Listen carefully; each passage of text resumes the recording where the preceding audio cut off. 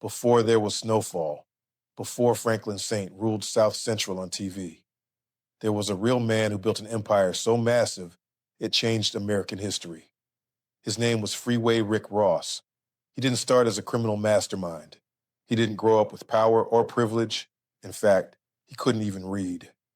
Yet somehow, this same man would go on to run what prosecutors later called a billion-dollar cocaine empire, flooding cities across the United States and unknowingly becoming a key player in one of the darkest chapters of American history. Today, we're breaking down the true story of Freeway Rick Ross and how his life directly inspired the world of Snowfall. As you'll see, the rise and fall of Franklin St. mirrors real life far more than most people realize. This is the real story behind Snowfall. Ricky Ross was born on January 26, 1960, in Troop, Texas. When he was about 5 years old, his family moved to South Central Los Angeles, a place that would later define his destiny. Rick grew up poor, single-parent household, no safety net, no second chances. His father abandoned the family before Rick was even born. His mother worked hard just to keep food on the table. But the biggest challenge Rick faced wasn't money, it was illiteracy. For most of his early life, Rick couldn't read. And then tragedy struck. At just 5 years old, Rick witnessed something no child should ever see. His mother shot and killed her own brother in self-defense. That moment left a permanent scar on Rick's mind. Violence entered his life early, whether he wanted it or not. Ironically, Rick didn't dream of being in the streets. In high school, he played tennis and hoped for a scholarship. But his inability to read made school nearly impossible. Eventually, those academic struggles pushed him out. Rick dropped out before graduating. With no diploma and no opportunities, he turned to hustling. At first, it was harmless, mowing lawns, selling lemonade. Then it escalated to shoplifting and running errands for local gang members. Step by step, survival pulled him closer to the street economy. In 1979, Rick Ross encountered cocaine for the first time. He and a friend bought a small amount and decided to sell it. It sold instantly. That was the moment Rick realized something powerful. Cocaine moved faster than anything he'd ever seen. To Rick, this wasn't about partying or addiction. It looked like a business opportunity, a way out of poverty. But there was a problem. He needed a better supply. Rick began hanging around a teacher at a Los Angeles community college. During one conversation, Rick openly admitted he was selling cocaine and wanted to buy more. That teacher connected him to a Nicaraguan supplier named Ivan Arguelles. This changed everything. He even could provide more cocaine at lower prices. Rick quickly moved from selling grams to ounces, and watching from a distance was another man, Danilo Blandon, a Nicaraguan exile and major distributor. After Ivan was nearly killed in an attempted murder, Blandon stepped in and offered Rick direct supply. Now Rick had access to cheap, high-quality cocaine.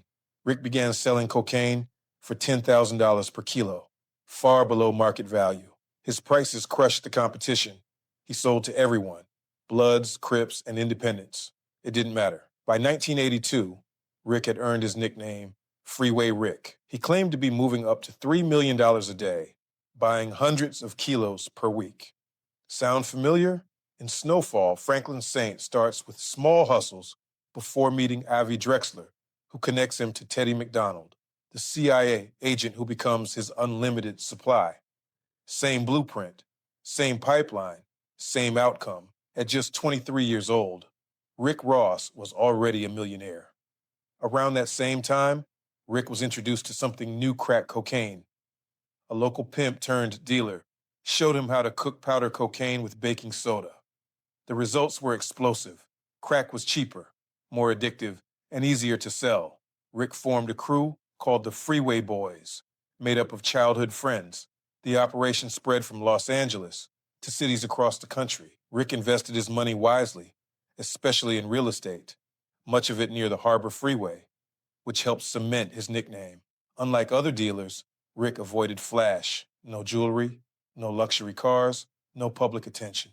He ran his operation like a corporation. In Snowfall, Franklin Saint does the same thing, building with childhood friends expanding fast, thinking like a CEO. The difference? Rick didn't rely on violence. His prices alone wiped out competition. The destruction left behind. But crack didn't just build Rick's empire, it destroyed communities. Rick watched friends, lovers, and neighbors fall into addiction. Families collapsed. Crime exploded. Entire neighborhoods were hollowed out. The empire that made him rich was poisoning the world around him, and eventually, the spotlight found him. By 1985, law enforcement was circling.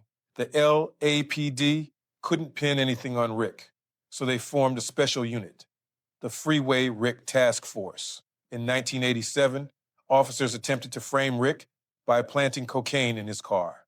The charges were dismissed due to misconduct, but the heat never stopped. Rick fled to Ohio, hoping to cool things down. It didn't work. The DEA intercepted a shipment linked directly to him. Rick was indicted in multiple states. Prosecutors claimed he had moved 3 tons of cocaine, generating nearly $900 million. He pleaded guilty and received a 10-year sentence. Learning to read in prison. In prison, Rick did something remarkable. He learned how to read. He also learned the truth that corrupt officers had set him up. In 1994, the FBI offered Rick a deal: testify against the LAPD officers who framed him. He agreed. His sentence was reduced, and he was released early. To many in the streets, Rick became a folk hero. To the government, he became a target, betrayed by the supplier. After his release, Rick tried to stay clean. But his old supplier, Danilo Blandon, returned, claiming he was under pressure from Colombians and needed help moving 100 kilos at $10,000 each. Rick hesitated. Then he agreed. What he didn't know was that Blandon had become a federal informant. On March 2nd, 1995, Rick was arrested in a sting.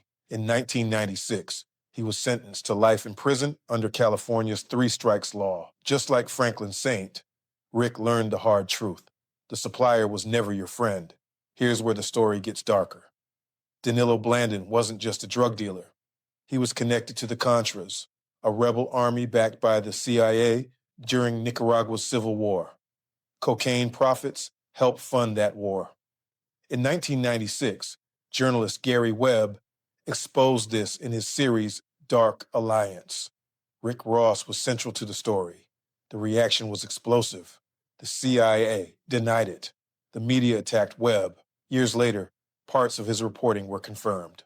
Webb was discredited, isolated, and later found dead. In Snowfall, Teddy McDonald represents this scandal, and Irene Abe mirrors Gary Webb. That's why the show feels so real, because it is. While serving life, Rick studied law. He discovered a legal loophole his prior convictions should have counted as 1 strike, not 2. He was right. His sentence was reduced to 20 years. On September 29th, 2009, Freeway Rick Ross walked free. No money, no empire, no illusion. But he was alive. Rick didn't return to crime. He went to college, studied business, became a motivational speaker. When rapper Rick Ross rose to fame, Rick sued over the name but lost. Instead of bitterness, he used the attention to tell his story. He wrote an autobiography, spoke to schools and prisons, launched legal businesses. Unlike Franklin Saint, Rick survived and redeemed himself. John Singleton didn't glamorize the game. He showed the cost. Franklin Saint loses everything, not just money, but his soul. Rick Ross lost almost everything too, but he came back. And that's the difference between fiction and real life. When you step back and look at the full story of Freeway Rick Ross, one thing becomes clear. This was never just a drug dealer story. This was a story about systems, power, and who really pays the price when government, greed, and desperation collide. Rick Ross wasn't born evil. He wasn't born rich. He wasn't even born educated. He was a product of his environment, shaped by poverty, opportunity, and forces far bigger than him. His rise wasn't just about hustle, it was about access. And once he had access, the consequences spread far beyond him. Entire neighborhoods were wiped out. Generations were traumatized. Trust in institutions was shattered. And the most chilling part, The people at the very top, the ones pulling the strings, never served time. They didn't lose their freedom. They didn't lose their families. They didn't lose their futures. Men like Rick Ross and characters like Franklin Saint were replaceable pieces in a much bigger machine. That's the uncomfortable truth Snowfall forces us to confront. Franklin Saint believed he was in control. Rick Ross believed he was building something permanent. But the moment the system no longer needed them, both were discarded. One ended in complete spiritual ruin. The other barely escaped with his life. And that's why this story still matters today. Because the crack epidemic didn't just disappear. Because mass incarceration didn't happen by accident.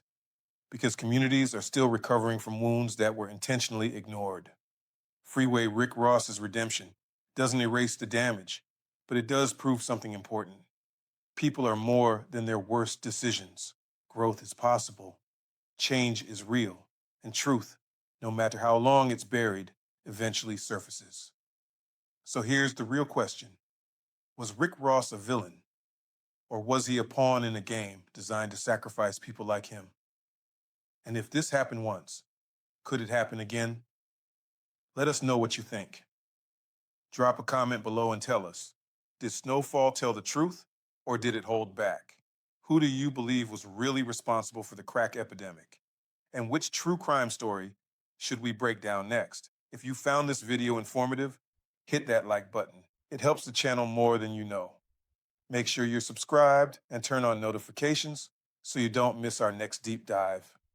Watch the video below for more true crime stories that uncover the real history behind the headlines. Thanks for watching. Stay curious, stay critical, and we'll see you in the next one.